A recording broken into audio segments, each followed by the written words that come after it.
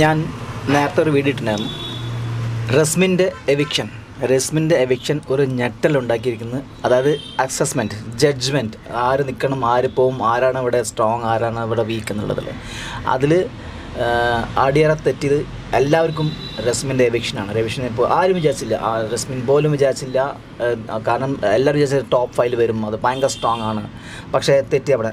അത് ഇന്ന് ചർച്ച ചെയ്യുന്നുണ്ട്. ഈ 4 പേരും ഇരുന്നിട്ട് ജിൻറ്റോ, സായി, സിജോ, പിന്നെ അഭിഷേക് ഇരുന്ന് സംസാരിക്കുന്ന കാര്യം എന്താണെന്നറിയോ? എല്ലാവരും ചോദിക്കണം, എല്ലാവരും പറയാം ടോപ്പ് 5 അല്ലേ, ആണുങ്ങളെല്ലാം ടോപ്പ് 5 ഉണ്ടാവും. ഈ ടോപ്പ് 5 നമ്മൾ ആണുങ്ങളെല്ലാം ഉണ്ടാവും. ആണുങ്ങൾ, അതായത് ഇവർ ഈ 4 പേരും ടോപ്പ് 5 ഉണ്ടാവുമെന്ന് പറയണം. ഉണ്ടാവില്ല? ഉണ്ടാവും. അപ്പോൾ അർജുൻ ഉണ്ടാവും. അർജുൻ ചിലപ്പോൾ പോകും, പറയാൻ പറ്റില്ല. പക്ഷെ ചിലപ്പോൾ ഉണ്ടാവും, ചിലപ്പോൾ ഉണ്ടാവില്ല. അങ്ങനെ സായി പറയണ്ട. അപ്പോൾ സിജോ പറയണ്ട. അങ്ങനെയാണെങ്കിൽ അൻസിബ അപ്പോൾ അൻസിബ പോകും. അല്ല, അൻസിബ ഉണ്ടാവും, പോകും പറയാൻ പറ്റില്ല. പക്ഷേ അൻസിബ പോകുന്നതാണ്. അതായത് അൻസിബ എവിക്റ്റ് ആവുമെന്ന് പറയുന്നത്. അപ്പോൾ സായി ഒന്നും പറയാൻ പറ്റില്ല. സായി പക്ഷേ ഉറച്ച് പറയുന്നുണ്ട്. അതായത് ഒന്നും പറയാൻ പറ്റില്ല, ചിലപ്പോൾ ഉണ്ടാവും. പക്ഷേ അൻസിബേനെ ജഡ്ജ് ചെയ്യാൻ പറ്റുന്നില്ല. കാരണം അൻസിബ അപ്പോൾ ജിൻ്റെ പറഞ്ഞു. അപ്പോൾ അങ്ങനെയാണെങ്കിൽ എല്ലാ എവിക്ഷനിലും കയറി വരുന്നുണ്ടല്ലോ. ഞാൻ പറഞ്ഞില്ലേ, അൻസിബ സ്ട്രോങ് ആണ്. സംസാരിക്കുന്നത് വളരെ കൃത്യം സംസാരിക്കുന്നുണ്ട്. എവിടെയും ഒരു വൃത്തികേട്, അതായത് സംസാരിക്കുന്ന കാര്യങ്ങൾ വളരെ വ്യക്തമായി, ഒരു വൃത്തികേടില്ലാണ്ട് ക്ലിയറായി സംസാരിക്കുന്നത്. അതാണ് വേണ്ടത്. നമ്മുടെ യഥാർത്ഥ സ്വഭാവം എന്താണോ അതാണ്. അതായത് നമ്മൾ ഒരാൾ കമ്മ്യൂണിക്കേറ്റ് ചെയ്യുമ്പോൾ വൃത്തികേട് യൂസ് ചെയ്യും എന്നാണോ? അല്ലല്ലോ. അപ്പോൾ അത് കമ്മ്യൂണിക്കേറ്റ് ചെയ്യുന്ന പല രീതിയുണ്ട്. അത് വിജയിക്കുന്ന നമ്മൾ കമ്മ്യൂണിക്കേറ്റ് നമ്മൾ പറയാൻ ശ്രമിക്കുന്ന കാര്യങ്ങൾ ഏത് വിധേന നമ്മൾ ഒരാൾക്ക് ട്രാൻസ്ലേറ്റ് ചെയ്യുന്നു, അത് എത്തിക്കുന്നതോ, ആ ഭാഷ, ആ മീഡിയ എങ്ങനെ ആയിരിക്കുന്നത്, അതാണ് അവിടെ വിജയം. അപ്പോൾ അത് അൻസിബ പോകും. അതായത് ഈ 4 പേര് പറയുന്നത് വെച്ചാൽ ഒരു ഞെട്ടൽ എല്ലാവരും പ്രതീക്ഷിക്കണം. അത് എല്ലാവരും പ്രതീക്ഷിക്കുന്നുണ്ട്. ഞെട്ടൽ തീർച്ചയായിട്ടും അത് ഉണ്ടാവാൻ പോകുന്നുണ്ട്, തീർച്ചയായിട്ടും നടക്കും. ഒരു ഞെട്ടൽ മീൻസ് ഒരു എവിക്ഷൻ.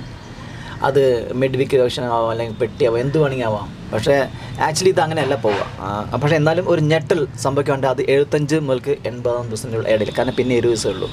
ഓൾറെഡി ഇന്ന് ലാസ്റ്റാണ് ടിക്കറ്റ് ഫിനാലിൻ്റെ ടാസ്കിൻ്റെ ഇന്ന് ലാസ്റ്റാണ്. അത് കഴിഞ്ഞാൽ പിന്നെ ഗ്രൂപ്പ് ടാസ്ക് കഴിയാണ്. പിന്നെ ഇൻഡിവിജ്വൽ പോയിൻറ്റ്സാണ്. അപ്പോൾ ഇവിടെ ഇനി കള്ളത്തരം ഒന്നും നമ്മൾ ചെയ്യാൻ പാടില്ല. ഗ്രൂപ്പിൽ കള്ളത്തരം ഇപ്പോൾ ചെയ്യുകയാണെങ്കിൽ അത് നാട്ടുകാർ ശരിക്കും നമ്മൾ വിലയിരുത്തും. അതുകൊണ്ട് ഫെയറായി തന്നെ അൺഫെയർ ചെയ്താൽ ഇപ്പോൾ നമ്മുടെ അടി തെറ്റും, നമ്മുടെ സ്കോർ പോകും എന്ന് സായിയാണ് ഇവിടെ സംസാരിക്കുന്നത് നമ്മളും. അപ്പോൾ സായിൻ്റെ ടോക്സ് അത് സായി പറഞ്ഞ് ഞാൻ നിൽക്കുന്നു. പക്ഷേ ഈ 4 പേരിൽ, ആണുങ്ങളുടെ 4 പേരിൽ പ്ലസ് അർജുനുണ്ട്, ആര് നിൽക്കുന്നത് ഒരു നിശ്ചയം ആർക്കൊന്നും പറയാൻ പറ്റില്ല. അത് നമുക്ക് നാളെ 2 ദിവസം കാണാൻ പറ്റും. അൻസിബ പോവില്ല എന്നതിൻ്റെ ഗ്രാഫ് വളരെ വ്യക്തമാണ്. കാരണം അത് ഇപ്പോഴല്ല, ഈ കഴിഞ്ഞ 3 എവിക്ഷനിലൂടെ നമ്മൾ വിചാരിച്ചതാണ്. അതായത് അൻസിബ ആയിരിക്കും പോവുക, അല്ലെങ്കിൽ ഋഷി ആയിരിക്കും പോവുക എന്നുള്ളത്. പക്ഷേ പോയത് അങ്ങനെയാണ്. അതേപോലെ പറയുന്നത് ഒരു പേര് എന്താ പറയുക, അപ്സരയുടെ പേര് പറഞ്ഞു. അപ്സര പൂല സായി പറഞ്ഞു അപ്സര പൂല എന്നാണ്. പക്ഷേ അപ്സര പൂല എന്നുള്ളത് അത് അൺപ്രഡിക്റ്റബിൾ തന്നെയാണ്. കാരണം അത് സായിനും അറിയില്ല, ആർക്കും അറിയില്ല അപ്സര പോവില്ലെന്ന്. പക്ഷേ നമുക്കറിയാം അപ്സരയാണ്. ഇപ്പോൾ പോകാൻ നിൽക്കുന്ന അപ്സരയും ഋഷി തന്നെയാണെന്നുള്ളത്. അത് ഇപ്പോഴും കാരണം 45 ഡേയ്സ് സിജു പറഞ്ഞത് ഞാൻ പുറത്തെ കണ്ട കാര്യങ്ങളാണ് പറയുന്നത്. അപ്പോൾ 45 ഡേയ്സിൽ ഒരുപാട് മാറ്റങ്ങളുണ്ട്. ശരിയാണ്. സിജോ വന്നിട്ട് രണ്ടാമത് 45 ദിവസമാവും. 45 ദിവസം കഴിഞ്ഞിട്ടാണ് വരുന്നത്. അപ്പോൾ 45 ദിവസം കഴിഞ്ഞിട്ടാണ് സായി വരുന്നത്.